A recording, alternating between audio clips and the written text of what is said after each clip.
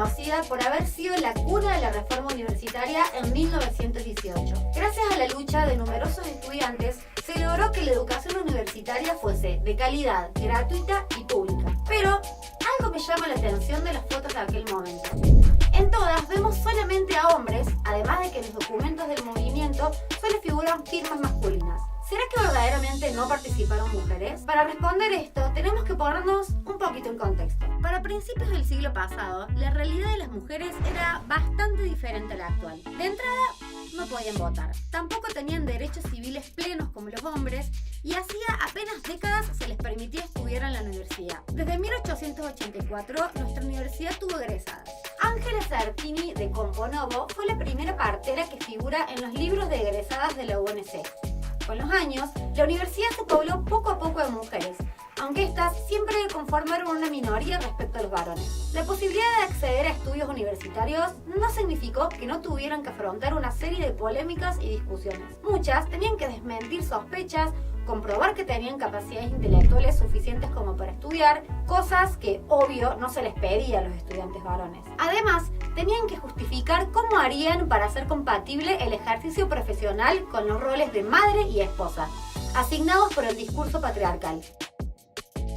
O sea, tenían que demostrar que iban a ser capaces de ser jefa de familia y a la vez profesional. Se imaginarán que no es casual el hecho de que muchas de estas mujeres fueran feministas activas, que militaban por la igualdad de derechos, entre ellos el acceso a la educación. Es importante recordar que para estos años las mujeres ya estaban bastante organizadas a nivel nacional. Por ejemplo, en 1904 crearon la Asociación de Universitarias Argentinas para enfrentar los obstáculos para el acceso de las mujeres a las casas de estudios. Y en 1910 realizaron el primer Congreso Femenino Internacional. Las carreras relacionadas con el cuidado médico fueron el lugar donde estas mujeres se encontraron y se formaron. Parteras, profesionales, médicas y farmacéuticas. ¿Por qué no podían estudiar otra cosa? Abogacía, por ejemplo. Porque tenían permitidas solo las carreras que estuvieran vinculadas al cuidado. Es que el nexo entre la feminidad y las disciplinas de cuidado estaba naturalizado. Las esposas y madres habían sido históricamente las encargadas de cuidar la salud y las enfermeras en el hogar. Lo loco es que el hecho de que las mujeres estudiaran estas carreras no implicaba una ruptura brusca con el orden de cosas socialmente establecido. Se esperaba que las mujeres se dedicaran a cuidar al otro. Volvamos entonces a la reforma del 18. Tenemos puros hombres en las fotos, aunque sabemos que en realidad sí habían mujeres en la universidad. ¿Será que no participaron de los reclamos o que fueron invisibilizadas? Spoiler alert. La historia androcéntrica de gran parte del siglo XX centró su punto de vista en las acciones de los varones. Si bien es cierto que las mujeres conformaban una minoría en el estudiantado, estas mujeres estuvieron presentes en toda la lucha reformista. Vamos desde el principio. Desde comienzos del siglo XX, la UNC fue un espacio de conflicto. Los estudiantes provenientes de sectores medios de la sociedad cuestionaban la dirección arbitraria de las autoridades académicas, el retraso pedagógico de los planes de estudio y la escasa renovación de profesionales. En 1900 comenzaron a organizarse los centros de estudiantes y los reclamos se ampliaron hasta llegar al pedido de una reforma al régimen de gobierno universitario. En diciembre de 1917, las autoridades de la UNC decidieron cerrar el internado del Hospital de Clínicas, sitio donde los estudiantes del interior tenían hospedaje y comida asegurados, prendiendo una de las chispas que encendió el fuego de la reforma. En otras protestas, los estudiantes decidieron no matricularse en las clases de 1918, ante lo cual el rectorado decidió dar por terminados los cursos sin que comenzaran. En junio de ese año, estudiantes organizaron manifestaciones, impulsaron huelgas y ocuparon diversas facultades para hacer frente a una serie de medidas conservadoras que se estaban tomando en la UNC. En estas movilizaciones no faltaron mujeres, aunque recordemos que no eran tiempos fáciles para ellas. Una de las voces femeninas más importantes del movimiento fue Prosperina Paraban, estudiante de odontología, una carrera que recién se creaba. Llegó a ser vicepresidenta del Centro de Estudiantes de la Escuela de Odontología, perteneciente a la Facultad de Ciencias Médicas de la Universidad Nacional de Córdoba, y marchó por las calles enfrentando la represión junto a otros estudiantes. Además, formó parte de los que trabajaron en las propuestas de reformas del Plan de Estudios de Odontología y de la normalización de su centro de estudiantes. No sé a ustedes, pero a mí me llama muchísimo la atención que conozcamos a los protagonistas de la reforma y no a mujeres como Prosperina.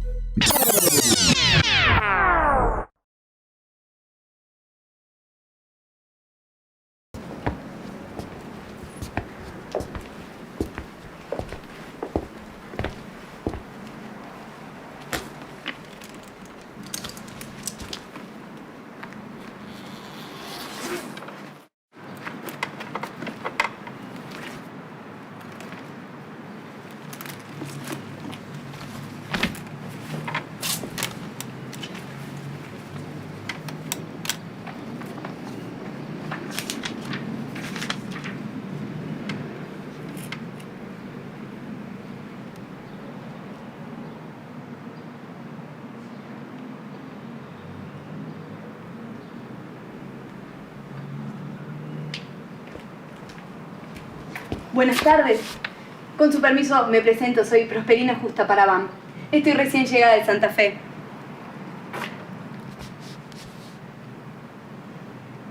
Vengo de San José del Rincón, un pueblito que está a muchas leguas de aquí. Nos llevó varios días el viaje.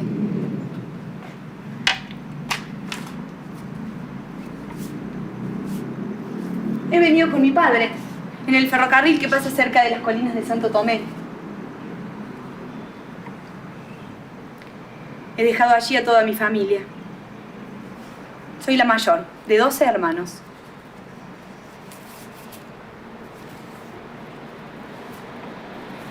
Ahora mi padre me acompaña hasta poder acomodarme aquí en la pensión. He venido a estudiar. Sí, lo sé. Le debe parecer inaudito, pero es así. He venido a cumplir un anhelo. Me enteré que se abrió una escuela nueva en la Facultad de Ciencias Médicas. ¿Ha escuchado hablar de odontología? He conseguido un permiso especial de estudio por parte de mi padre. No sabe lo que me costó. Pero le aseguro que pondré mi mejor empeño y mi padre algún día se sentirá orgulloso. Le cuento algo.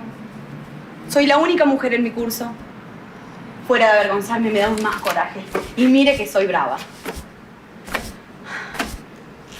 Hay alguien que ha estado conquistando mi corazón.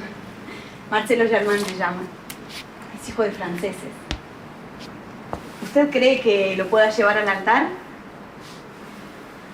Bueno, volviendo a la escuela, le contaba que me fue muy bien en los exámenes y por eso el doctor Larrauri me eligió para hacer las prácticas en el dispensario escolar dental de la Escuela Alberdi.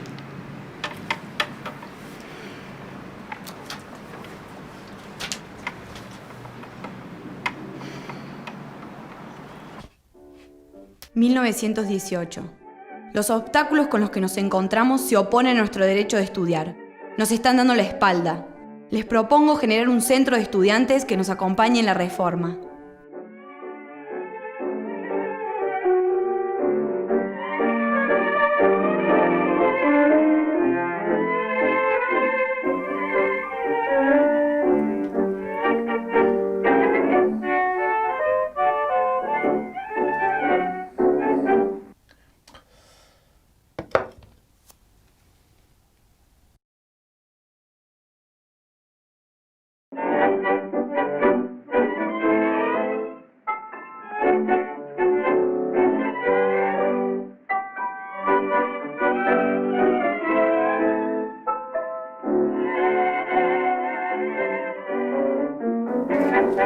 La patología general se define como la ciencia sintética de las enfermedades a la que se le agrega prácticamente las reglas generales del diagnóstico, del pronóstico y del tratamiento.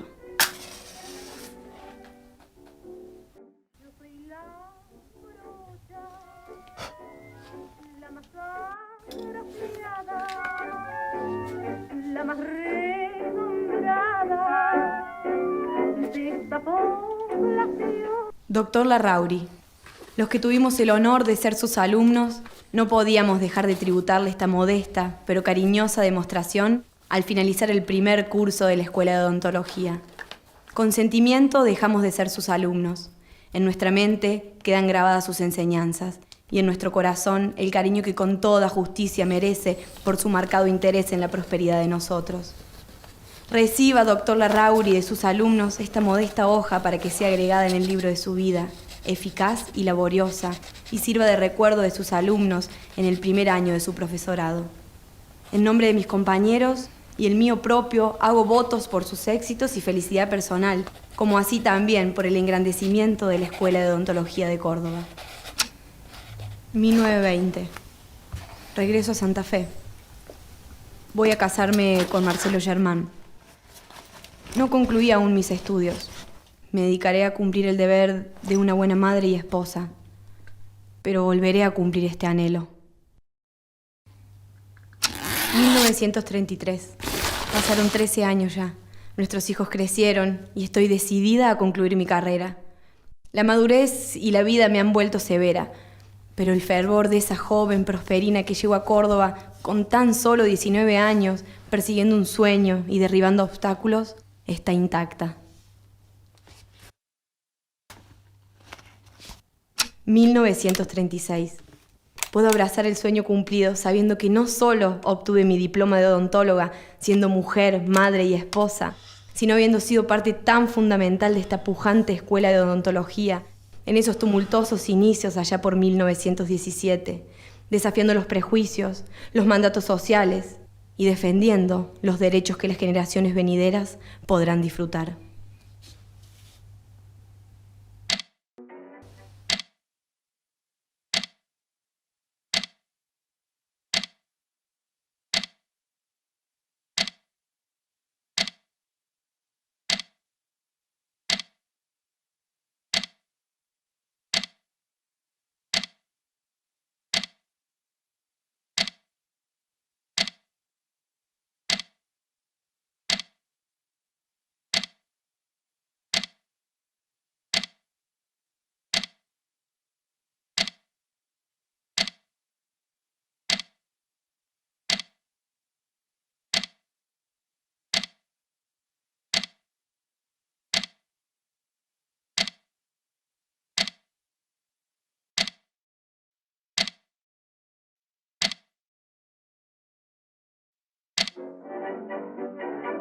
Esta es mi historia, la historia invisible, la que no se cuenta en los libros.